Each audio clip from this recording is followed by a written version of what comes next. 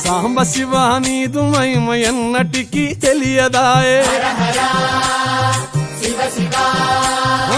ఆవు పాలు తెచ్చి నీకు అర్పితము చేతునంటే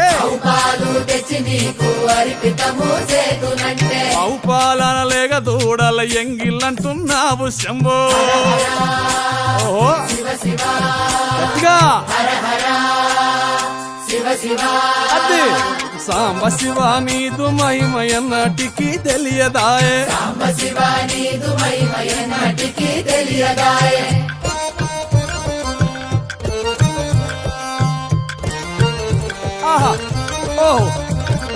తుమ్మి పూలు తెచ్చి నీకు తుష్టుగా పూజితునంటే